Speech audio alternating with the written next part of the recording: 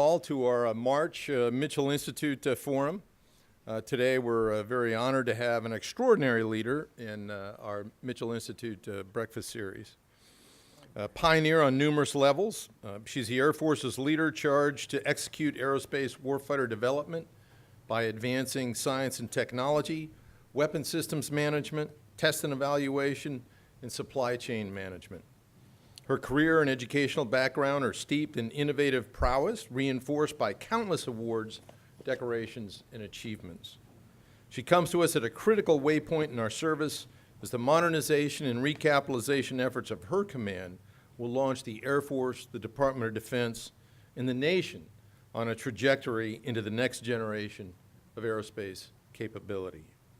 So ladies and gentlemen, please join me in giving a warm welcome to the Commander of Air Force Materiel Command, General Ellen Pawlikowski. All right. Thank you, Dave. All right, well, you know, thanks for coming. I see so many familiar faces and old friends in the audience, so it's great to be able to get a chance to catch up with a lot of you in terms of some of the things that we're doing. As General Deptula pointed out, you know, our command does do all the modernization, but we also have the responsibility for the installation and mission support things. So as I like to say, we do everything from the state-of-the-art technology to roads and commodes. And in this job, I'm coming up on 3 years in this job now, and it's been different for me. For those of you who know me, the previous 15 years, I was directly involved in executing big programs. And so for the last 3 years, I've been in the organize, train, equip role, meaning that I don't make any decisions on where we go with programs, or I just make sure that we've got the right people with the right processes to be able to execute them. So it's kind of given me a chance to sit back and look at where we are at large with respect to Air Force acquisition, but I'd argue that it's probably defense acquisition, and then kind of look at what do we need to do in the future. And so what I have is I have some notes that I used about 4 months ago. When I spoke to a bunch of the new two-stars. The Air Force has a class now for brand new two-star promotees, and they've asked me to come in twice to provide a perspective on acquisition to the group. And so it's not an education, it's more of a strategic look at it. And when I went in a year ago, I said, well, whatever I tell you today could be very different in 6 months, because we were in the middle of a transition. At that point, I don't think we had a secretary yet, and you could see the changes swirling as we changed to a new era with some of the things that were going on in Congress. And I went back a couple months ago to give the talk again, and I said, boy, I had no idea just how good my prediction would be, because it is a very different world for acquisition, a very exciting time. And for somebody like me who's been through 4 major waves of acquisition reform, as I've gone through, you know, now 36 years of active duty, I took a little bit of time to kind of look at where are we today and why are we there. And so I guess the title for this talk for me is We Got What We Asked For. Because the story starts, if you look at where we are today, in the late 90s and the early 2000s. And I know there's a lot of you in this room that lived it with me, where we had many programs that had serious problems. We had the A-12, which, by the way, was a fixed price development effort, if everybody remembers that. And we all remember where that went. We had a program that I later inherited called SBIRS, which was a total system performance requirement contract with some pretty aggressive applications of let's leverage IRAD, let's do some interesting things. For the Air Force, Going a little bit further, we had some embarrassing protests. KCX, anybody remember that one? And we had some failed innovative contracting strategies. The tanker lease. So what did we do? Well, we had to fix this, didn't we? And we collectively went after this and we decided we had to fix this. We said, okay, we had to drive down risk, right? We had to get control of requirements and we had to make sure that we budgeted for things. So we had lots of things that came out. Remember Nunn-McCurdy's? We tightened up on Nunn-McCurdy's. We said, no, you can't keep changing the baseline. We're going to base Nunn-McCurdy's on your original baseline. And then we said, and we're going to measure your success as a program manager on whether you avoid a Nunn-McCurdy. Right? We're going to track how you're doing on your schedule performance index and how you're doing on your cost performance index. And then we said, this technology risk, technology risk, can't handle that.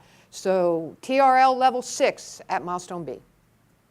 If you're not at TRL level 6 in a technology at milestone B, then you can't use that technology. This was about the time I was on this program called TSAT, and I saw Mr. Skinner in the back there, I think, right? At that time, the key to TSAT was the internet in space. That's really what it was. And if we had only continued that program, think about what we would have today. But we didn't. And I remember first driving up to milestone B. And we were trying, the key to that, to get the size, weight, and power down, was smaller microelectronics. And we were working on 90 nanometer, remember, Rick? 90 nanometer. By the way, the automobile industry was working on 60. And the current capability was 250. So these are sizes, okay? So smaller is better. If you don't understand nanometers or anything else, just smaller is better. And we were not quite at milestone B for 90 yet. I mean, we're not quite at TRL level 6 when we were coming up on 90. So the choice we were given was slip milestone B, because by golly, we're not going to introduce that technology risk, or go with 250. Well, you couldn't make the satellite big enough to handle those, so we slipped milestone B. Technology, and by the way, it was like 10 years before we would actually launch a TSAT before milestone B because of the length of time it would take. So we were making a decision that we were going to essentially launch obsolete technology because of remember, just Moore's law, right? What would happen in 10 years. Okay, so that was how we drove down technology risk. Then the next thing we did is, those program managers, they just are too aggressive. They want to lean forward. So independent cost estimates. Dictated that somebody outside of the program had to put the cost estimate together, and it had to be an 80% confidence cost estimate. As a program manager, that was like nirvana to have an 80% cost estimate. Can you imagine that? Actually be able to have 80% confidence in what was in your budget. And not only did we say you have to have an 80% confidence cost estimate, that you, the service, had to budget in full for that estimate before you could start the program.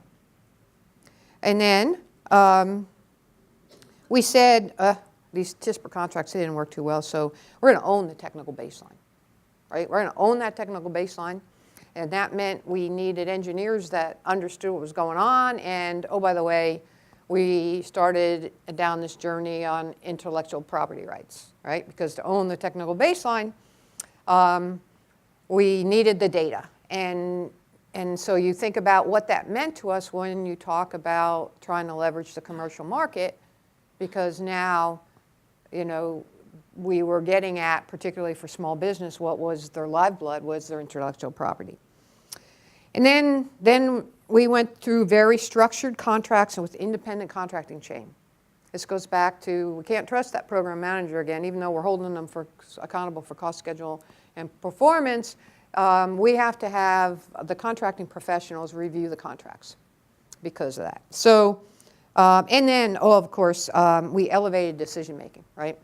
Because we looked back and we said, we don't have any experience, so all the decisions are going to be made either by the by Mr. Kendall at the time, right? And we elevated, we took all these programs and we made them all ACAP, major ACAP programs to review them. And that introduced a significant layer of additional reviews because it wasn't just one person you had to go then convince. It was 7 or 8 different offices, first on the Air Force floor, and then go downstairs, and those equivalent 7 and 8 officers on the 3rd floor of the Pentagon. Oh, and then, of course, I had to fix this requirement thing because, we needed to really make sure we understood what our requirements were and we were going to stick to them. So the JSIDS process. And we were going to make sure that we really explored every possibility before we put any money into anything, and so we had this big process for doing analysis of alternatives. So you look at all that, and what we got out of that was a very predictable acquisition approach. Acquisition right now is very predictable because we put in, because you evaluate program managers by their ability to execute to what they said they were going to do. And we introduced so much of, the drive to succeed meant that the schedules we put together were the most conservative you could get away with. The cost estimates were 80% confident. So we had a very, very, our focus was all on getting everything right in the beginning because we were going to measure to that and then execute to that. And that meant low technology risk. That meant tying up billions of dollars in budgets because we didn't want to move anything. We didn't want to have to try to find money later. You had to ensure that you had the money. Huge timelines for reviewing things. And so now, here we are today. And the world is very different than it was when we started that journey, isn't it? And, first and foremost, for those of you who haven't read the unclassified version, the National Defense Strategy represents a pretty significant shift. And we have our Secretary Wilson and others saying, we're being out-innovated. Why is it taking us so long to get technology out there? Why is it that we can't, leverage these things in the commercial market?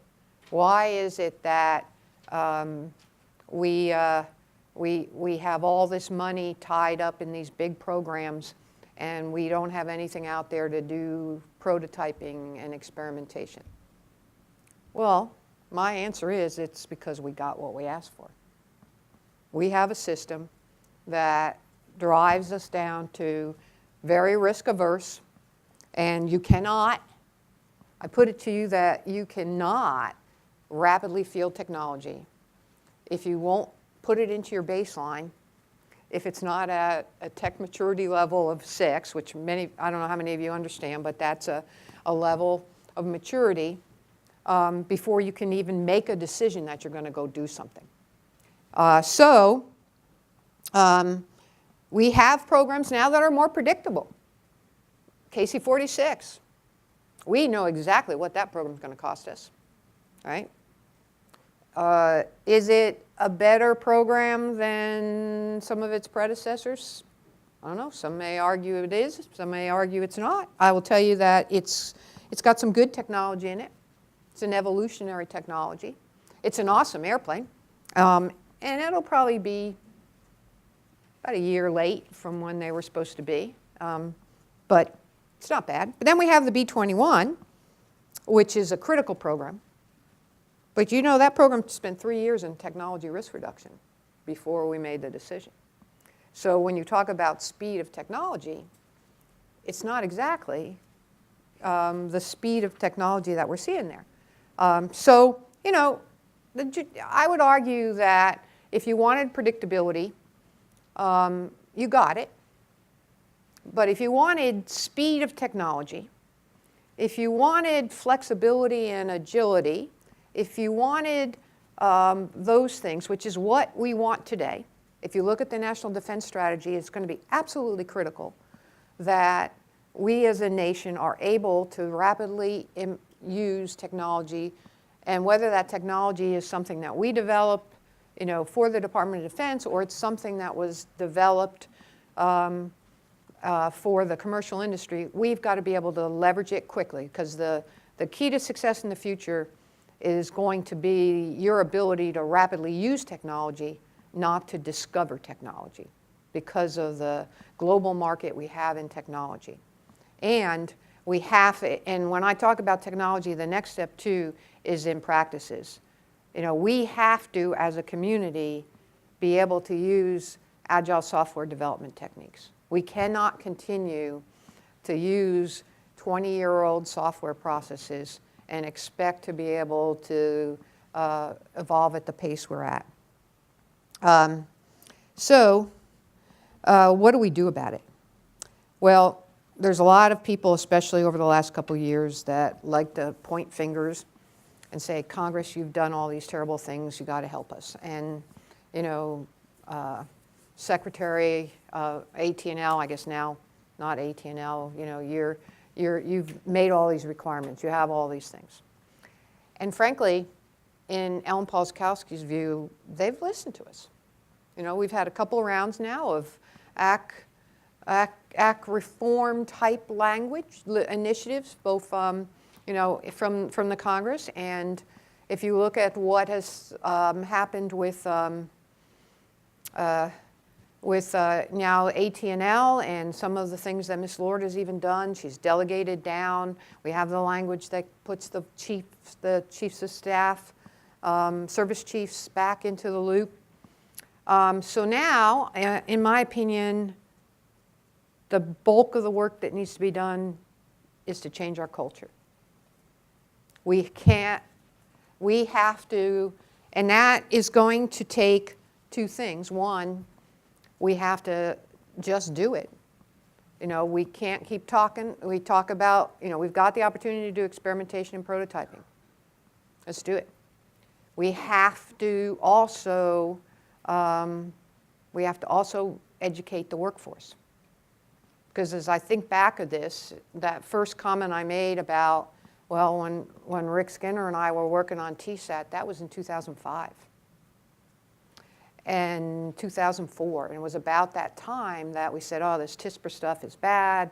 We're going to put 80% confidence. So we've got a generation of folks, both on the government side and on the industry side, 10 years, right, 12 years, that have grown up learning that this is the way to do things, and have found that people that took risks were punished, and people that didn't take risks were rewarded, right?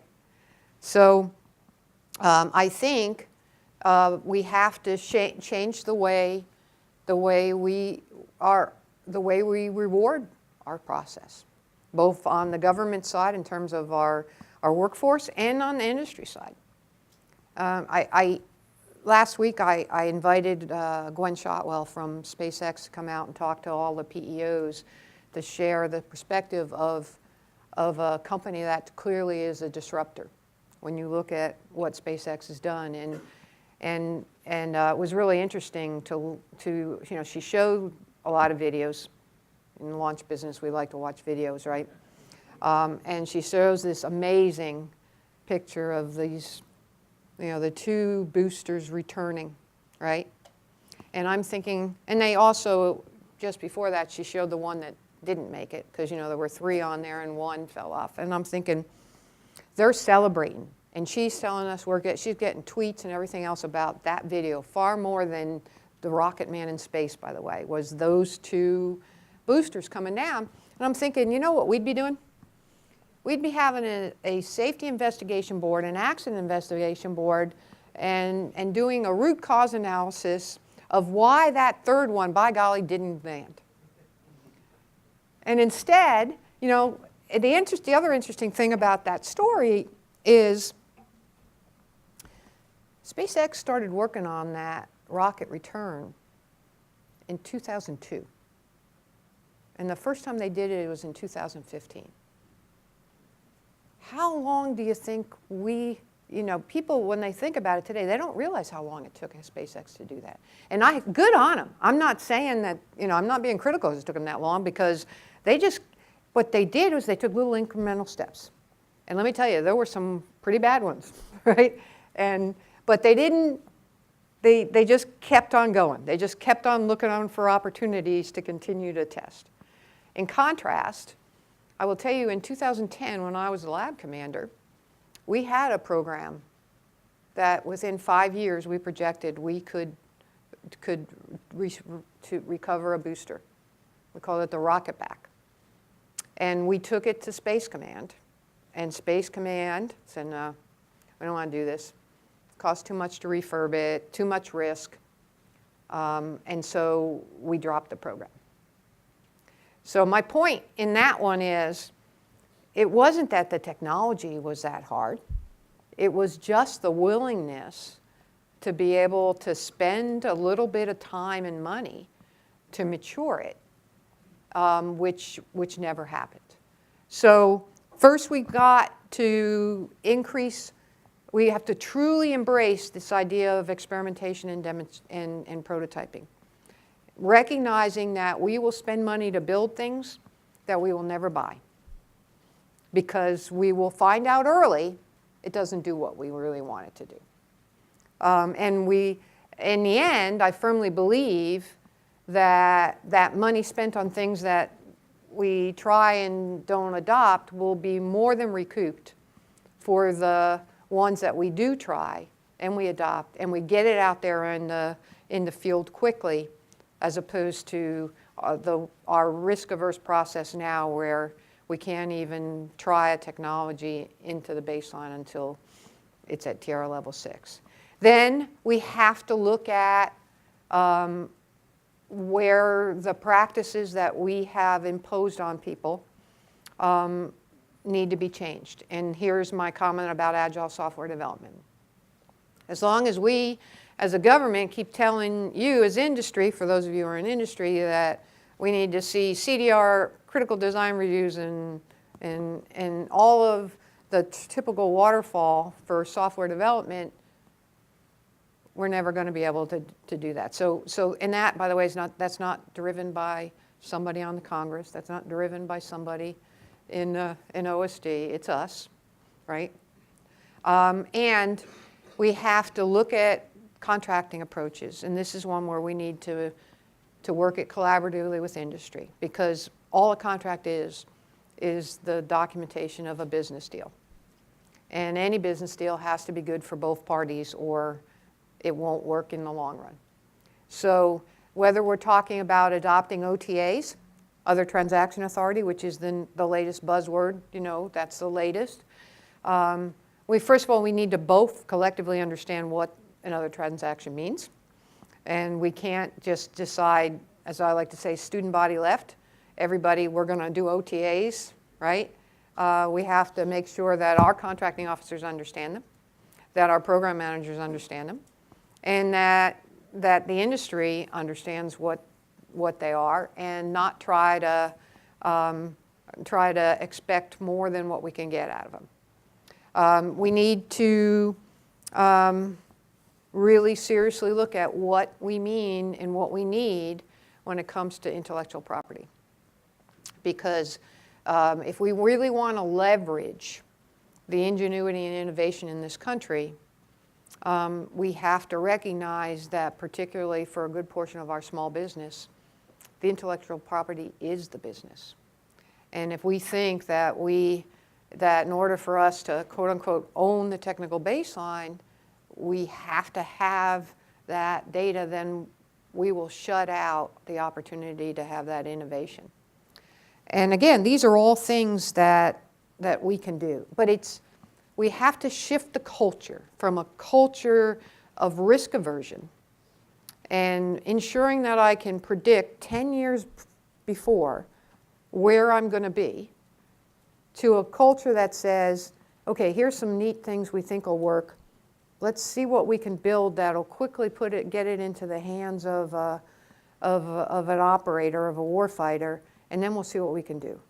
And we've seen some examples of success in this, where we've where we've done it. The AOC, Air Operations Center Pathfinder, where we have brought in agile software development approaches and have been bringing capability to the Air Operations Center for General Harigian, who's the CENTAV commander, very rapidly changing things and putting in capability and fixing things for him and giving him the ability to do much more quickly.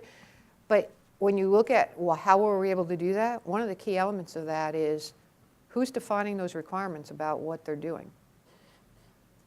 It's at best a major or a lieutenant colonel that's on the ops floor. It's not the JROC.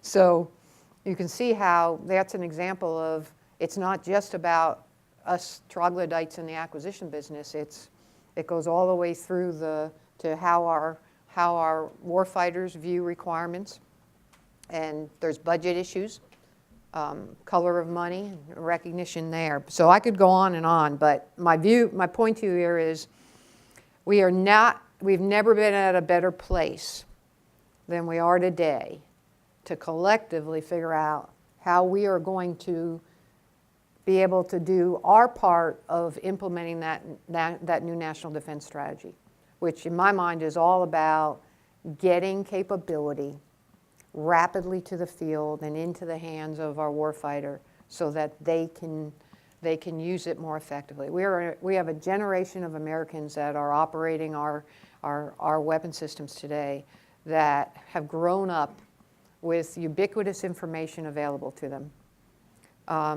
Collaboration and working together is something they've done since the beginning of their time we have toddlers now that are using tablets and in the classroom environment. We have to be able to leverage that, and we can't continue to have them go back 2 decades when they enter into one of our weapon systems. And the only way we're going to do that is to embrace accepting risk, and get out there and allow people to make mistakes. I don't like the term fail fast. I prefer to say let's try fast, right? And because in fact, of all those bloopers that Gwen Shotwell showed from 2002 to 2015, they weren't failures, because every single one of them they learned something from. And I'll leave you with the fact that I gave that example with of SpaceX and how that was us as Americans, SpaceX.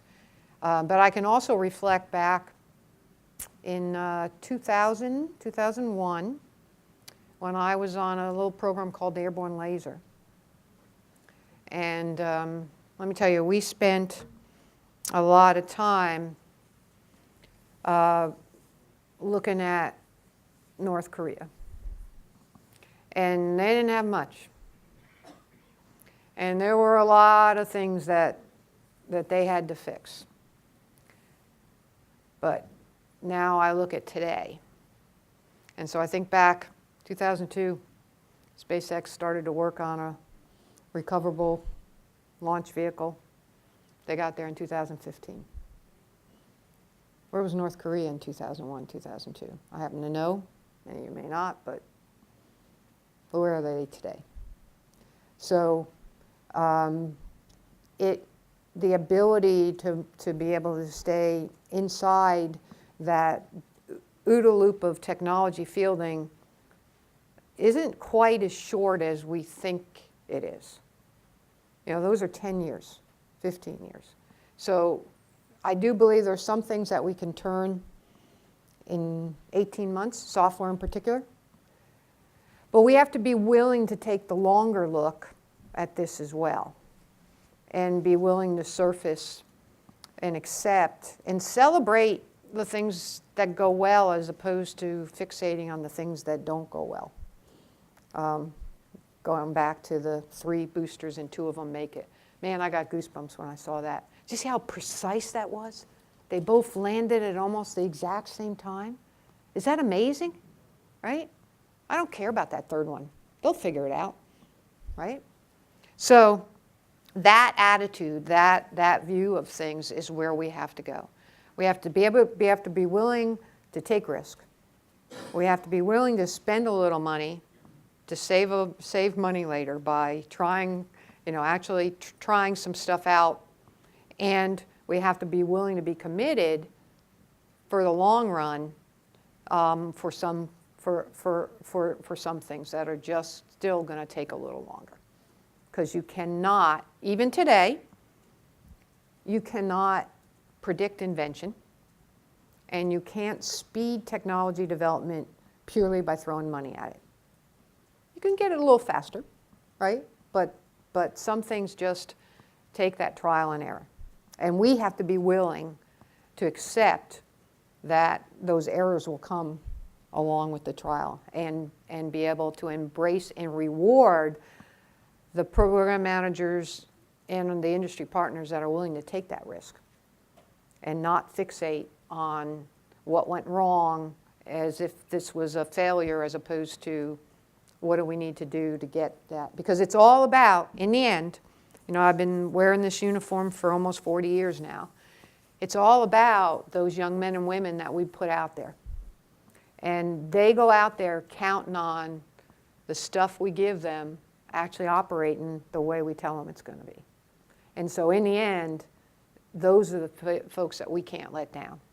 And we can't be so conservative that we don't give them the best tools that we can give them, because they put the uniform on just like I did, and they know they're accepting risk.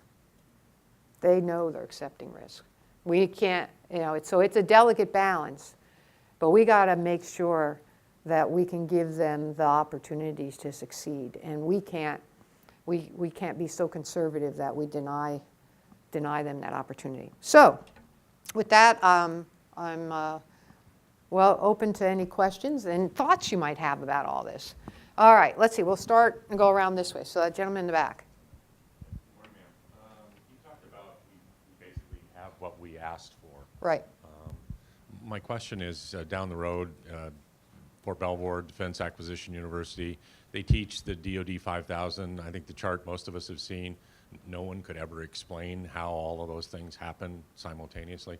Is Materiel Command doing anything to change that so that it's more representative of what SpaceX or others are looking at in terms of making a more effective acquisition cycle and then teaching that to our young folks going through those classes? Well, the short answer is yes. And one of the things that the Air Force is doing writ large is to look at those organizations that were structured to be rapid and effective, i.e., Big Safari and the RCO. And Ms. Costello has developed a charter that we would use to take those key attributes of speed and effectiveness and be able to expand that out to other programs. We have upped our approach to professional development within the within Air Force Materiel Command. DAU does a good job. And I'm not going to stand up here and being critical to DAU because they have a very challenging job to be able to help acquisition professionals in the Department of Defense to understand, what the rules are, and so that they can avoid just understanding that all these things do have to happen at once.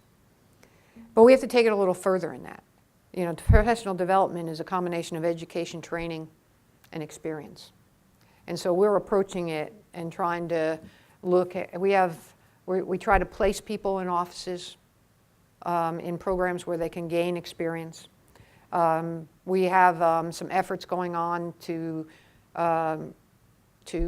drive down the approval authority for things and make sure that that they understand that they're empowered to be able to tailor things. That's one of the biggest things is we got into a checklist mentality in the acquisition business, and that was the way you could be sure you never made any mistakes, right? So, and we told program managers, okay, you can tailor things, but they weren't tailoring it because they took the list and said, okay, I got to do all these things, right? Because this is what makes a good program. And then, you know, when they would come up to Linda Rutledge, for example, as one of our program executive officers, and she would say, well, wait a minute, I told you, I empowered you to tailor this. Oh, well, okay, but this is what they know, right? And so we have folks like Linda that are challenging their program managers. You know, I'll give you an example of the risk aversion after the protest. After the protest, and I call it the protest, I think most of you know which one I mean, you know, we implemented multiple reviews along the way from an outside group about your source selection. It added months to the time it took to do a source selection because you had to pull this group together, give them time to look at it, and then they would give you recommendations. So we started to look at this and say, do I need to do that for every single source selection? I mean, and that many every time? And so we told program managers, contract owners, you can tailor this. But they all kept coming back in with the same, I think it was 4, Tuna, if I remember correctly, right? It was like 4 different reviews. So we started telling them, no, tailor it. So what's the risk? Oh, I could get a protest because I did something wrong, and I might lose the protest. Well, you know what? I might actually get the contract done a year earlier if I don't, though, if I do that, right? So is the speed worth the risk? And if you have a trained team, they'll be able to put together a good source selection and not have to have 4 independent reviews of what they do. So that's an example. And then the last thing we've done, and it's only in a baby form at this point, is we've put together a team, a training program. Now we take twice a year. We take about 8 or 9 young captain, you know, so folks that are in the 4 to 10 time frame, captains,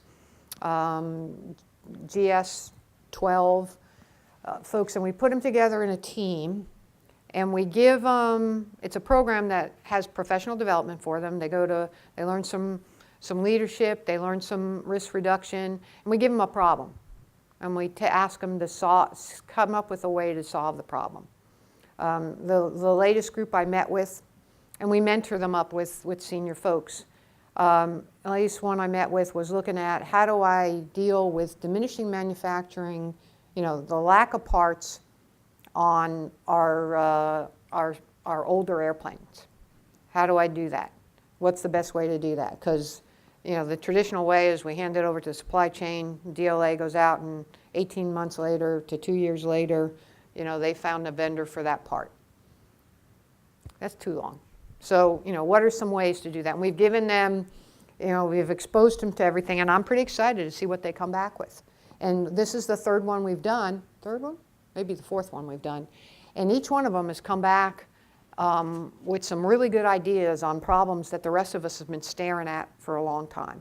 Because because it's a combination of expanding their horizons by combining education with mentoring, which helps them to accelerate their experience, and letting them work together collaboratively, which is what this generation is experienced in doing.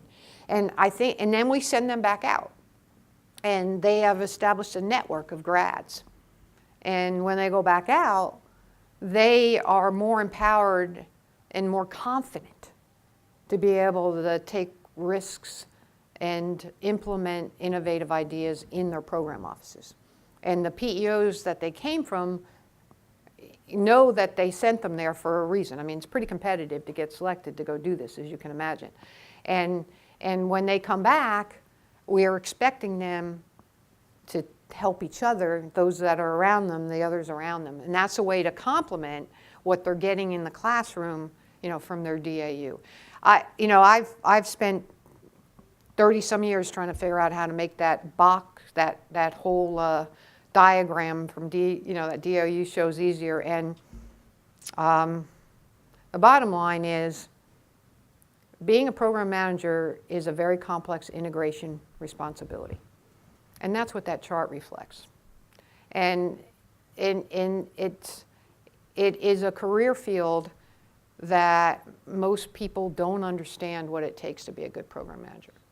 And so when people tell me, that chart, it's too complicated, it's hard to understand, I'm like, yeah, it is. And that's why, program executive officers and ACAT 1 program managers got to be people that have got a lot of time in the business, because there's only so much of understanding those relationships and working them that you can get from a book.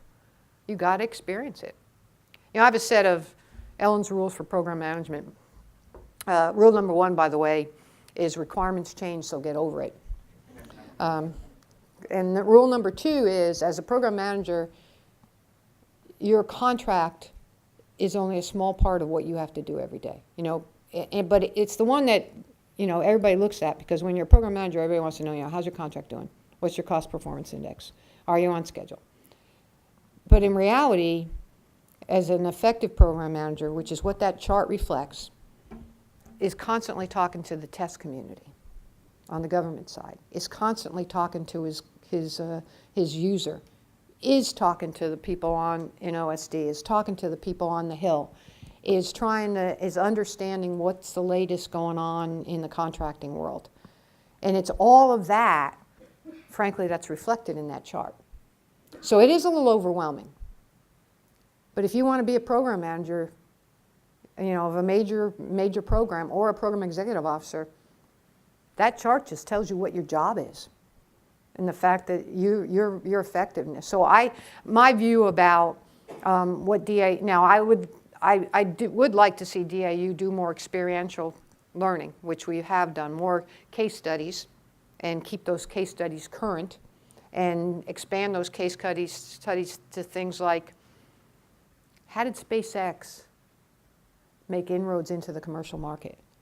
Because if you look at what they've done, for example, or how did, look at Amazon, right, in the things that they're doing, as opposed to just looking at case studies of defense things. Because if we're going to adopt and leverage the commercial side, it's not just what they make, but it's how they make it that we need to understand. And I'm not saying I'm not into this, okay, we can just throw away mil specs and go back to doing things commercial. I lived through that ACT reform initiative. That didn't work too well. But what I am saying is we got to figure out how to leverage what is developed outside the Department of Defense. And it's not just the technology, it's the practices. So my view is that DAU should do a little more of that, so that's a way that can help us to bring that in. But our focus has been to empower them, but also give them the tools they need so that they don't make big mistakes, right? Because big mistakes will cause new legislation, new rules, and we'll be back where we were, a year ago. So we need to do this in parallel, and that's where DAU can help, is help us to make sure that we help this generation that we taught to be risk averse, how to manage risk as opposed to avoiding risk, right? Yes, John. Yep. Oh, got the mic there, yeah. Morning, General John Turpak, Air Force Magazine. Okay, so the push is now towards rapid prototyping and experimentation and rapid fielding. In the past, we've done ACTDs, and some of them have been very successful. But typically, the problem that always goes with those is that the logistics tail didn't grow up around the system and was perpetually lagging it. There was never enough parts. There was never enough logistics support. So what's the prescription? If we're going to go fast with everything, how do we solve that problem? Well, I think part of it will be to, when it comes to the architecture around how we do things, is where I think this comes in, John. I mean, there will always be challenges with trying to establish a supply chain that's going to be available for 20 or 30 years. But when I talk about a rapid prototyping approach, maybe that what I field is I field it in smaller numbers and I don't keep it as long. Is one way to avoid this, how is my supply chain going to be? Because if how many have the same cell phone they bought in 2002, right? And if you were, I always point out I'm on my third iPad, and I don't buy one every year, as you know, because the first one came out in 2010. I buy it when the iOS no longer, my iPad can no longer use the old iOS effectively. And so I think where you have to look at, when we talk about that supply chain piece, we have to look at how long do we really plan to keep these things. And that's one of the dialogues, by the way, right now on the slight attack experiment. What does that construct look like? So I think we have to go to more of a model that accepts the fact that we're going to throw things away after they're not supportable, and that'll be okay because we've got the next thing coming out. I think the efficiency that we can get by leveraging what's the newest part, as opposed to trying to keep things operating by going back and getting older parts. I think I haven't done the math to do the business case, but my suspicion is that the business case will be there as long as we're willing to do that. Okay? Let me go over here, these two, and then I'll be back to you. Yes, sir. Two things. First, just a comment. I once spoke to a Colombian Air Force general who told me how many years he could run his little Basler transports on how much the U.S. Air Force wasted on C-27s, which is apparently centuries.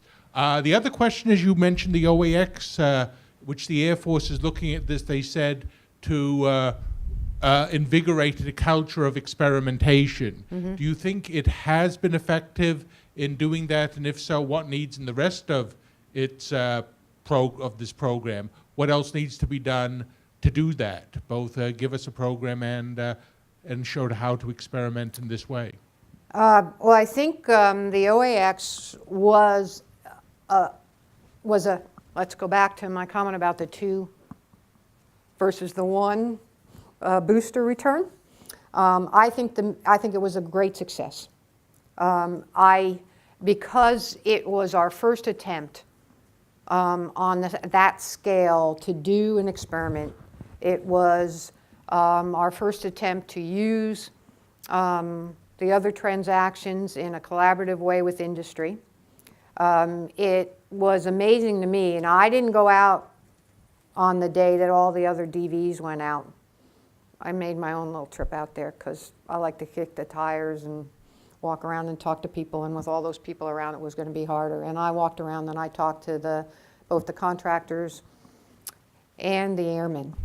And it was amazing to see how much they learned from each other because of the fact that we actually had real live Air Force pilots and Air Force maintainers sitting side by side with the contractors. And then one of the contractors was really excited because one pilot had come in and was looking at the displays and said, this is really awkward, it'd be better if you do this. And 2 days later they dropped a new OFP in and got it for him. So it was hugely successful in terms of the idea that the primary purpose of experimentation is to, as quickly as possible, get something that works close into the hands of the guys that are actually going to be using it. And by the way, to your point, John, it wasn't just pilots, it was maintainers too, because that was a key part of that experiment. So part of the answer to your question is the experiment needs to not just look at the operational performance, but the other aspects of it too. So by that regard, it was very successful. We still have a ways to go, though, in terms of being able to do this and to be willing to take the risks for the next step. First of all, We did that in 6 months. But it took a year to get the decision from the Air Force before that, because of, just not sure about this experiment approach. What are these other transaction authorities? How am I really going to do this? So, but like that's like focusing on the third booster, as far as I'm concerned. We got there, we did it, and so now the next challenge with experimentation and using the OTA approach is we have to do something afterwards, at least once in a while, if not more frequently. And by that I mean, I talked about, if we do go to experimentation and prototyping, we'll have things we will try and we won't do anything with them. And so we'll have to say, okay, well, that was money well spent because we learned a lot from it. But we also need, if we're going to use this technique, there has to be times when we actually buy something from it. And I think, by the way, the OAX is one of these, because as we now look at the National Defense Strategy, I think that capability is going to fit very nicely into meeting some of the objectives, which is a cost-effective way with dealing with the violent extremists, an ability to build coalitions and partners, because that platform will be much more useful to some of our coalition partners, to our partners that don't have a century's worth of operations to buy C-27s, right? So I think that what we got out of that experiment was a huge thumbs up in understanding the value of experimentation, a very good launching point to now seriously look at how are we going to meet those National Defense Strategy goals that are in there. But now here's the rub. We're going to do another year of experimentation. We'll learn more. And part of it is that we still have some issues in what we call in the business that valley of death, which is where we demonstrate something, but we can't buy it because we don't have a program set up to buy it. And there's dollars that are associated with it, and we have a budgeting process that takes, we're working on our 20 budget right now. I don't even have my 18 budget. So if I made a decision that I wanted to buy TX, in the earliest I could put it in, or not TX, I'm sorry, I buy this light attack, the earliest I could have put it in was 19, right? But 19 budget was well along before that experiment happened. And so now, if I didn't put it in 19, now the next chance is to put it in 20, which is 3 years after the experiment was done. So there's the next phase in this is, okay, after I do an experiment and it's amazingly successful, next step is how do I rapidly take what I got from that experiment and get it out there. And that's, I think, the part that is still work to be done in our experimentation. But I also tell you that we're looking at that technique in many other areas. The whole AFWorks approach is really an experimentation approach, where these are these little offices where we have them out, where we can bring in innovative folks and entrepreneurs that have ideas, and we'll provide an environment that'll allow the airmen to be interface with them and to explore this technique. And then we still need to address how do you take that and turn it into something, get it into a program. And we recognize that, and that's where part of that will require probably some engagement, some further refinement, shall we say, with the Hill in terms of the rules associated with how we budget and colors of money. Laura. Hi, ma'am. Laura Sellingman with Aviation Week. I'm wondering what this rapid acquisition means for the penetrating counter-air platform and next-generation air dominance. Is that going to be a new platform, a new fighter, or is it going to be, as we've heard more recently, just upgrades to what we already have? And then relatedly, what will it mean for hypersonics? And do we have anything that can be quickly fielded today, that we could actually apply this to to try to get ahead of the threat? Well, the first answer to answer to your first question, if I can, I'm sitting up here, you know, trying to understand all the branches and sequels. I think the first answer about with respect to PCA is, to a degree, it's all of the above. In the fact that, you know, PCA was part of what came out of the Air Superiority 2030 study. And as you've heard both our chief and our secretary talk about the need to view the world not as these monolithic platforms that, you know, have everything on them, but as a networked, you know, some people use the term family of systems. I don't particularly like that family of systems because I prefer General Goldfein's comment about it's a network of apps and apertures. So I think what you will see come out of PC as we work forward to PCA, yes, we will definitely lean forward and use as much of and use the strategies and approaches of being more agile, because frankly, one of the things that came out of the Air Superiority 2030 study is that if we can't rapidly adjust our capabilities to respond to the threat, then we're not going to be able to stay ahead of it. So we have to do that. That was a recognition from the beginning. Whether how much of the focus is on a particular, either a new platform or leveraging old platforms, since we never throw anything away, whatever we decide to do in 2030 has to have a concept that will use the things that we have.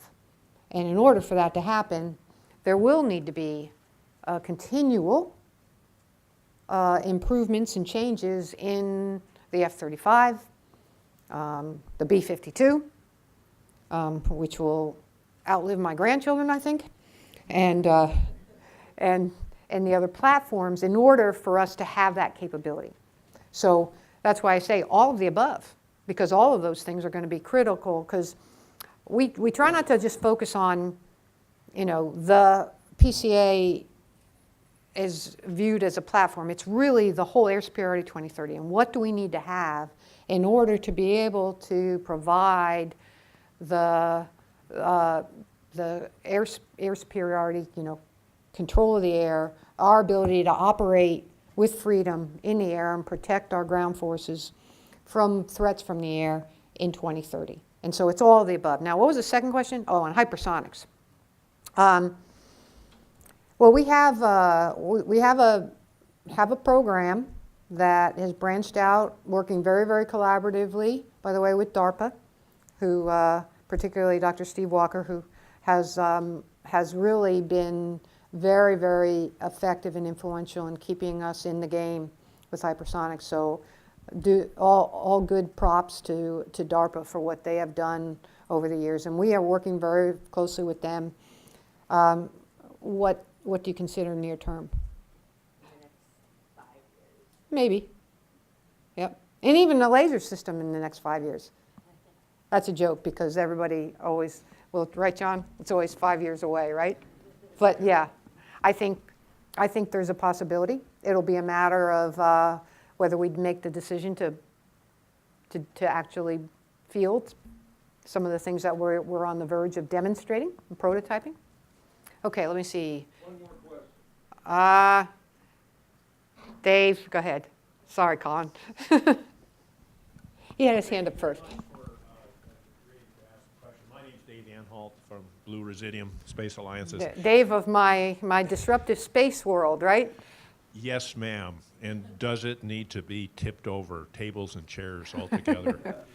And so I just wanted to bring a highlight to that. Your oral organization has a very important flower blooming in El Segundo amidst the rest of the barren landscape there.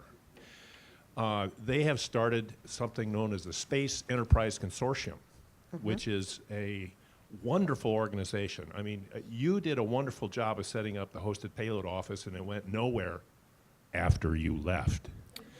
But the spec thing... We should celebrate the fact that we got it stood up, not the fact that nothing happened to it. Yes, ma'am. At least it was one of the fits It and was an starts. experiment.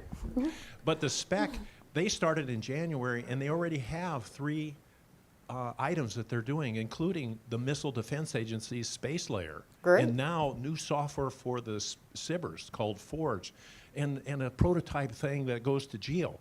And the wonderful thing about this is that there's a mandate that every one of these prototypes must have significant content from non-traditional space actors. Can you imagine? Great. They won't even turn the cover on the proposal. Now, for the space layer, LEO constellation, they've asked for 5 winners. You know, we'll expect 5 to win. And it's a wonderful thing to use other transaction agreements to do this sort of thing. And the law does provide that if they like the prototype, they can go to production without further competition. Yeah. And so the question I have for you is, should we take advantage of those paths? And number 2, should we continue to use an OTA even when we go into production rather than bring out the FAR? Well, first of all, we should do everything that we have, use all the tools in the toolbox. And without understanding the details of what production means, and I put it to you that I'm not sure that that term applies in many places that we apply it. It's hard for me to say whether we can do that under an OTA. You know, I guess for me, you know, when we traditionally talk about the FAR in production, it's built around buying hundreds of something, right? And my experience in the space business is we really never get into production. You know, we're typically always, you know, we're always in development, and you know, each system. So your comment about should I go to the FAR for production? I don't know.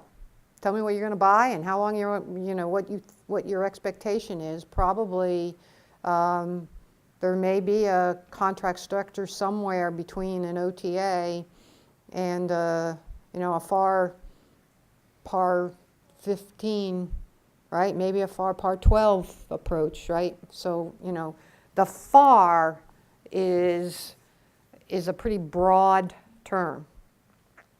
So I believe that there are lots of contract vehicles that the FAR allows that can be effectively used and still go fast. I don't think the FAR, by saying FAR, means, oh, it's slow and long, but how we implement it is, right?